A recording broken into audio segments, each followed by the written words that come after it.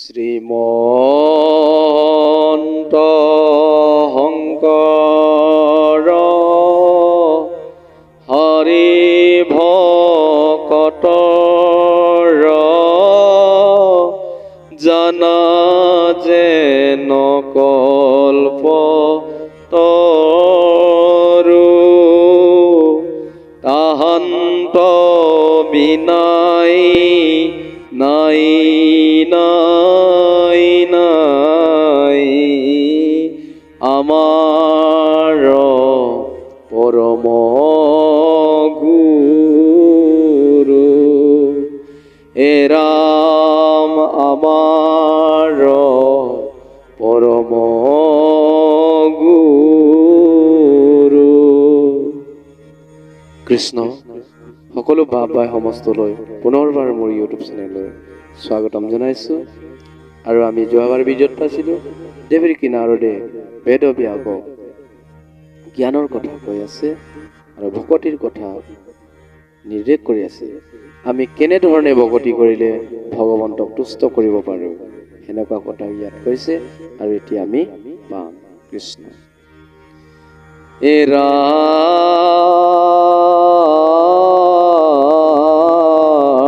ৰাম ৰাম ভকতে যতে কগাৱে গুণ নাম ছয় তাৰ মালা গাতিয়া পিণ্ডন্ত কৃপাময়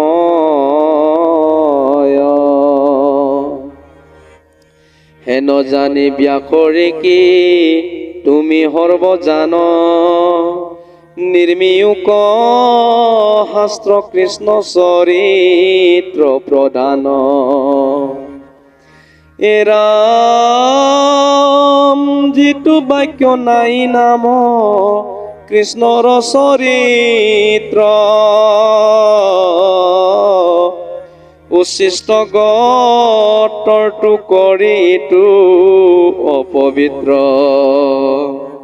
কাকতুল্য কামী পুৰুষৰ তাত ৰতি ভকতৰ নাই তাত অভিলাষ মতি হৰে ৰাম ৰাম হৰে ৰাম ৰাম। নমস্কাৰ। কৈছে দেৱৰ কিনাৰৰে কৈছে যে ভকতে যতেক গাৱৈ গুণ নামচয় তাৰ মালা ঘান্টিয়া পিণ্ডন্ত কৃপাময়। হে প্ৰভুসকল বহুত ভাল কথা কৈছে। ভগৱন্তই কাৰ মালা পিন্ধে? ভকতসকলে কৃষ্ণ গুণানী কীৰ্তন ঈশ্বৰৰ যগ কীৰ্তন ঈশ্বৰৰ যগ কীৰ্তন যদি কৰে এইখিনি যশ কীৰ্তনকে ভগৱন্তই মালা ঘাটি পেলাই পিন্ধে বুলি কৈছে। আৰু কৈছে যে ভকতে যতেক গাঁৱে গুণচয় যাৰ ঘৰত যোনখিনি স্থানত প্ৰভু ভগৱন্তৰ গুণময় কীৰ্তন গুণানী কীৰ্তন যদি কৰে সেইখিনি স্থানতে ভগৱন্তই বিৰাজমান হয়। বায়বী পদত ঈশ্বৰে তাতে বিৰাজমান হয় বুলি কৈছে। মাধৱদেৱ গুৰুজনাই আমাক গোসাত দিছে। কি বুলি দিছে? একান্ত ভকত হবে নিৰ্গুণ কৃষ্ণৰ গুণ গাঁৱে সদা বকিয়া জতাত বৈকুণ্ঠকো পৰিহৰি যোগীৰ হিয়াৰি থাকা হৰি হাইক্যাতে থাত ৰাম থাকা হৰি হাইক্যাতে তথাত কৃষ্ণ কৈছে একান্ত ভকত হবে নিৰ্গুণময় কৃষ্ণ গুণ নাম গাঁৱে সদা বকিয়া যথা। যোনখিনি স্থানত একান্ত ভকতসকলে ভগৱন্তৰ নিৰ্গুণময় কীৰ্তন গাই থাকে, এইখিনি স্থানতে ভগৱন্তই কি কৈছে, বৈকুণ্ঠক পৰিহৰি যোগীৰ হিয়াহে। যোগীসকলে নাখায় নবৈ, কিমান খাই কষ্ট কৰি পেলাই হাবি জংঘলৰ মাজত, অৰণ্যৰ মাজত, গছৰ তলত যোগ সাধনা কৰি থাকে। এই যোগীৰো হিয়া এৰি বৈকুণ্ঠক পৰিহৰি যোগীক টাচ নকৰাকে সাক্ষাৎ ভগৱন্তই সেইখিনি স্থানতে হাইকাতে তথা সেইখিনি স্থানতে ভগৱন্ত বিৰাজমান হয় বুলি মহাপুৰুষ মাধৱদেৱ গুৰুজনাই আমাৰ গোসাত দিছে। সেইকাৰণে প্ৰভুসকল ইয়াত কৈছে,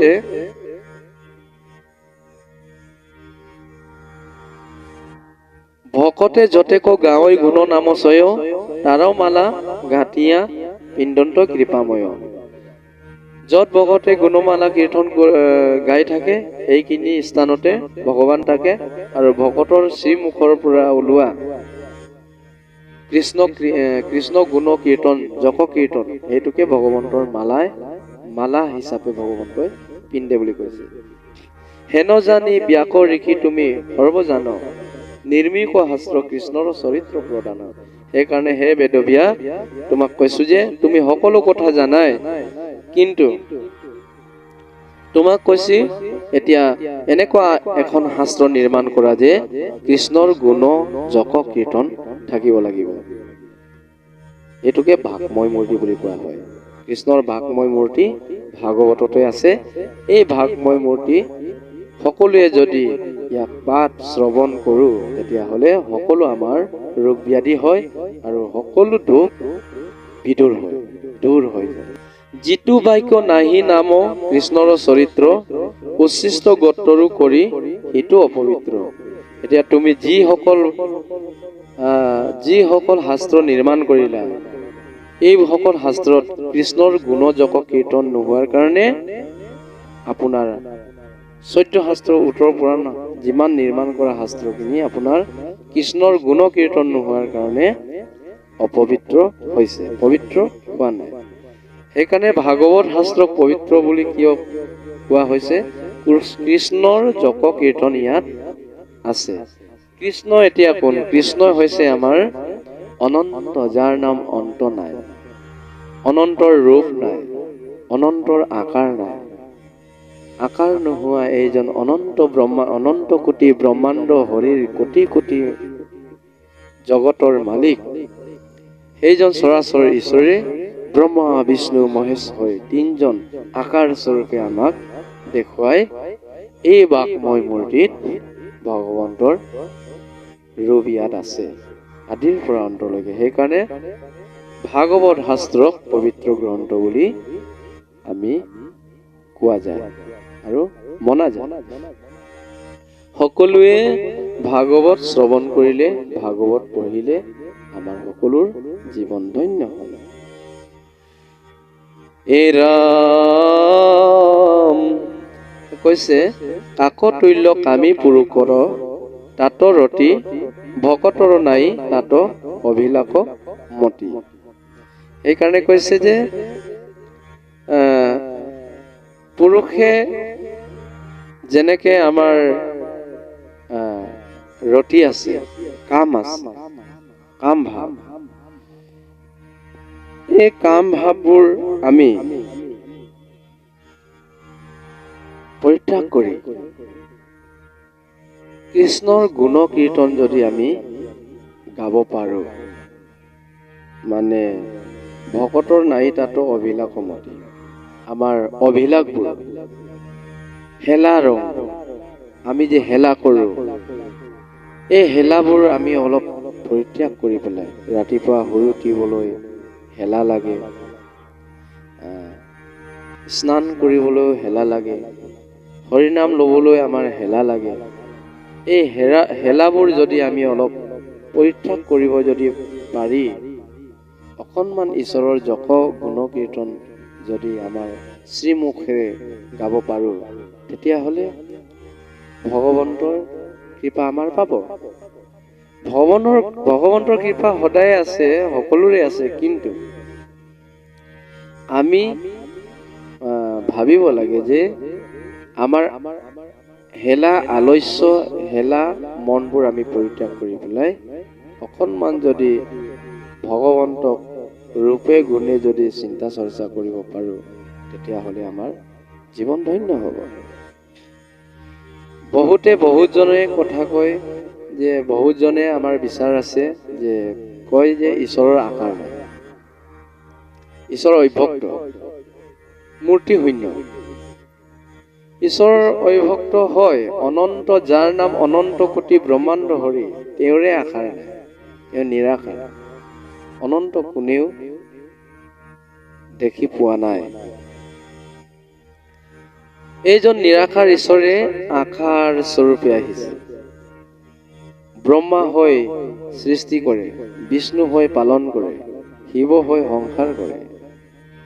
আৰু ভগৱান বিষ্ণুৰ সুন্দৰ প্ৰতিমূৰ্তি, বিষ্ণু অৱতাৰ আছে, মৎস্য অৱতাৰ, কুৰ্ম অৱতাৰ, বৰাহ অৱতাৰ। বিষ্ণু অৱতাৰে বৰাহ ৰূপী, আৰু পৃথিৱী মাক উদ্ধাৰ কৰিছে